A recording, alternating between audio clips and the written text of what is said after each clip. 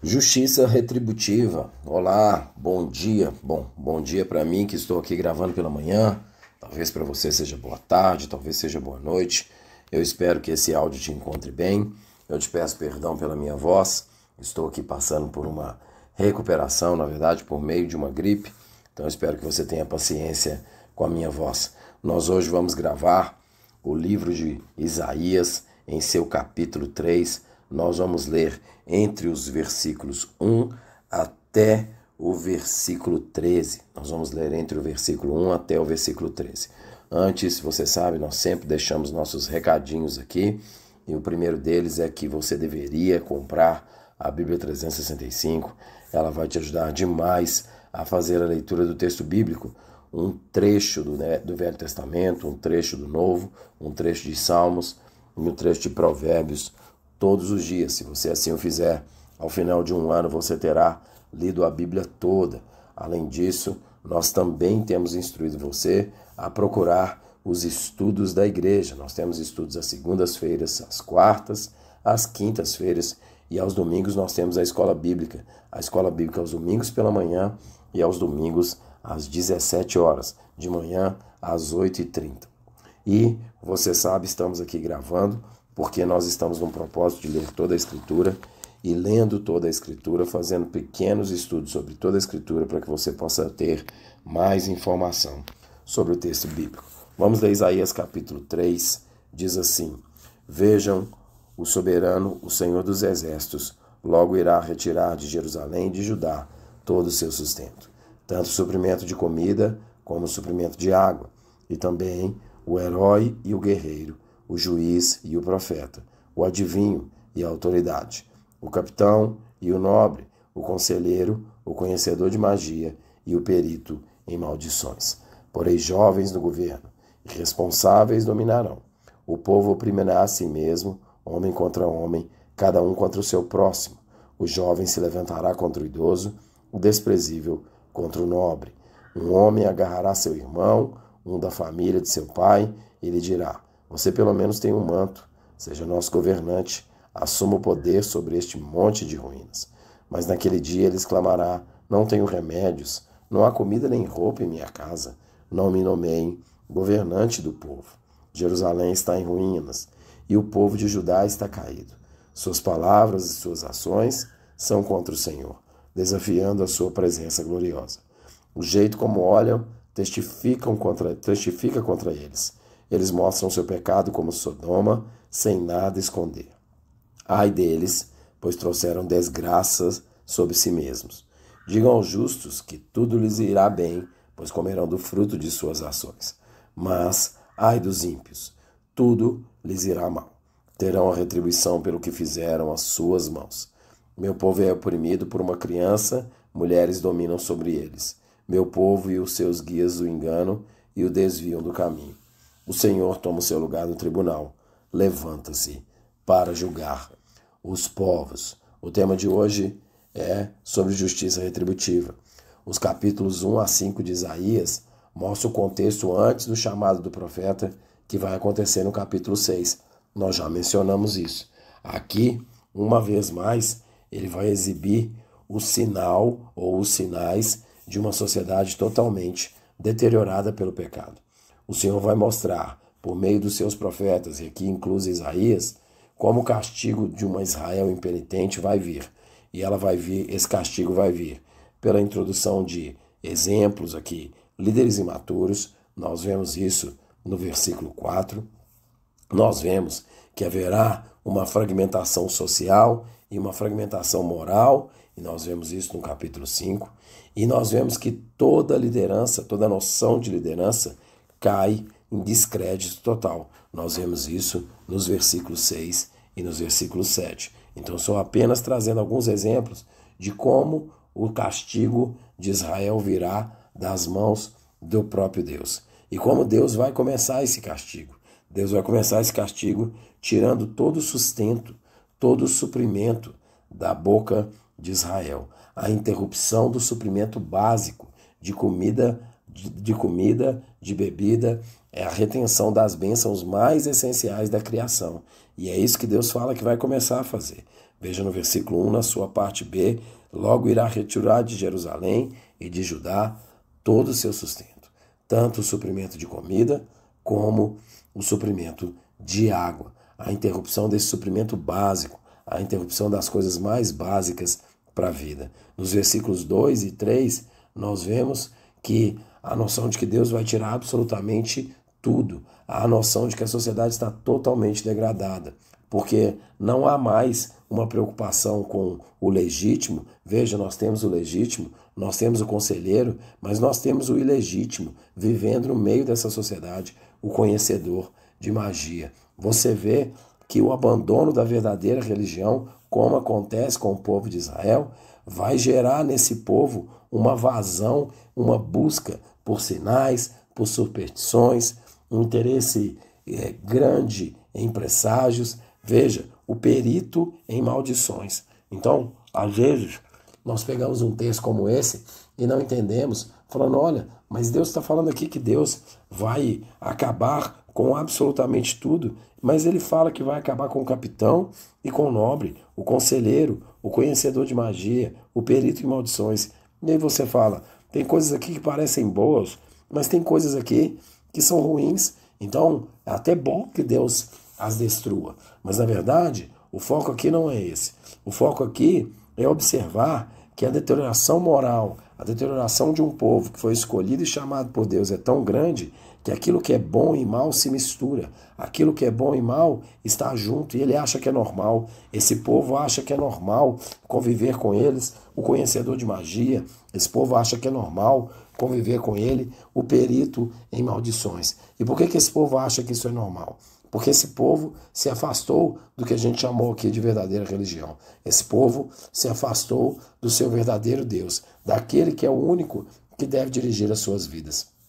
E é interessante observar isso, que o que acontece é que Deus permite que sejam colocados irresponsáveis no governo. Veja o capítulo 3, versículo 4. Porém, jovens no governo, irresponsáveis, dominarão.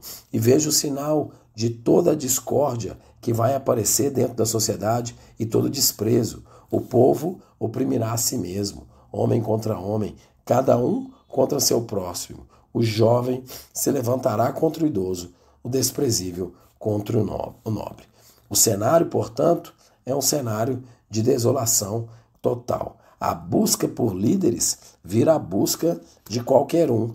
Veja o versículo 6. Um homem agarrará seu irmão, um da família do pai, e lhe dirá, você tem pelo menos um manto, seja nosso governante, assuma o poder sobre esse monte de ruínas. Mas naquele dia ele exclamará, não tenho remédios, não tenho comida, não há comida nem roupa em minha casa. Não me nomeei governante do povo. A busca da liderança se transforma em algo totalmente irrelevante. No comentário de Isaías que eu estou lendo, o autor diz o seguinte sobre os versículos 6 e 7. Na ordem política, há uma relutância em tratar a liderança com seriedade, e o espírito público sofreu um baque.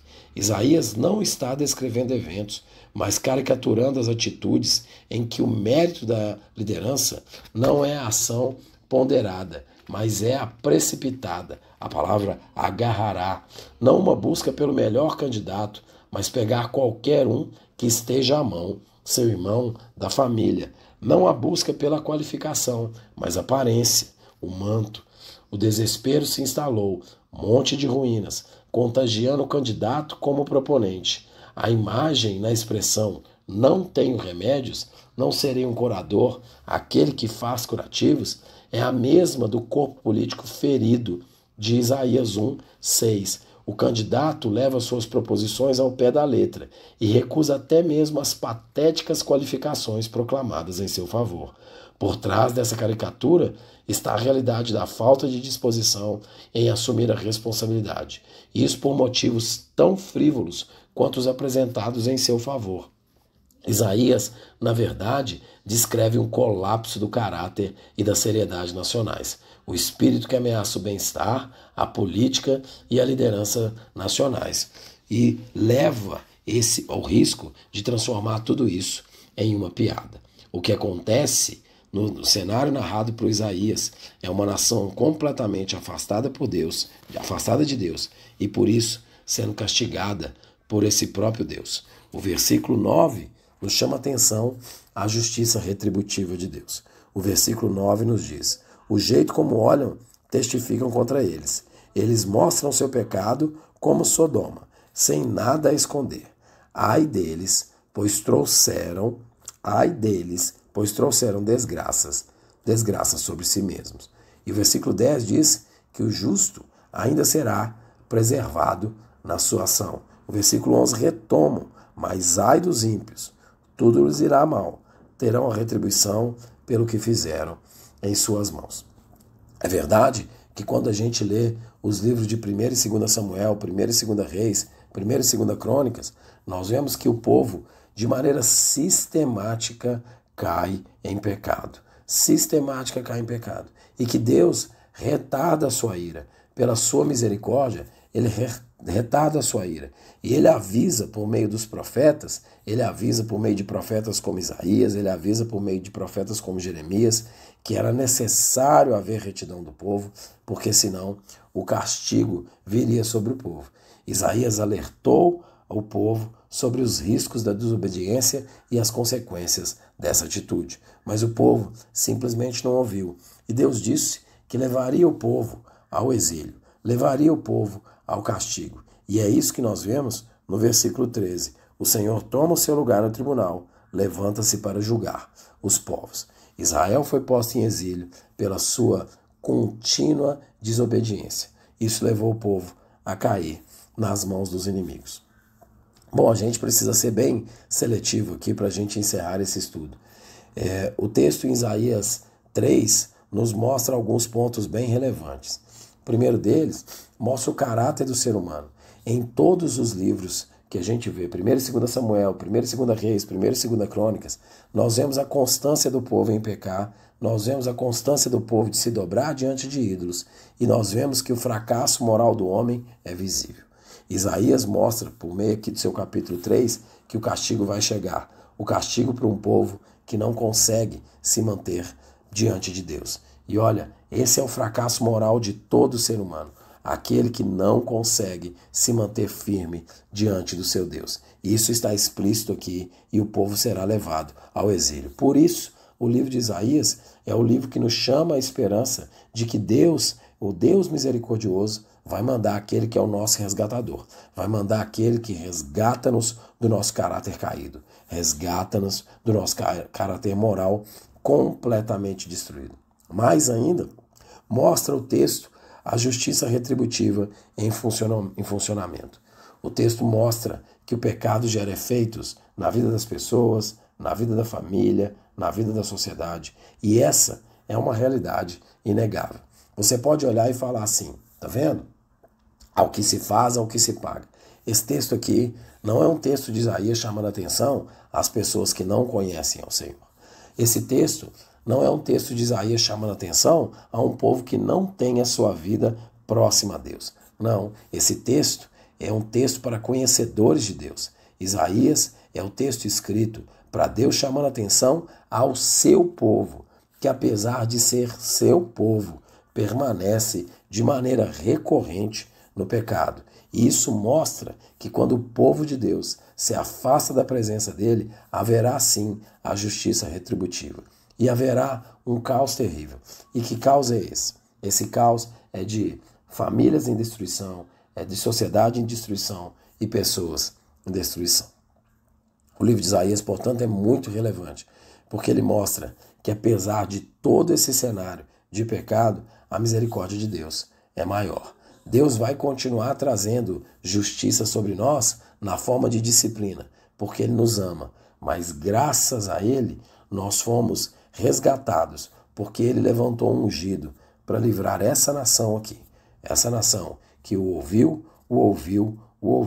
e ainda assim escolheu virar as costas para Ele. Que Deus tenha misericórdia das nossas vidas e nos ajude, tenha misericórdia das nossas vidas e nos ajude a não virar as costas para Ele. Que Deus te abençoe.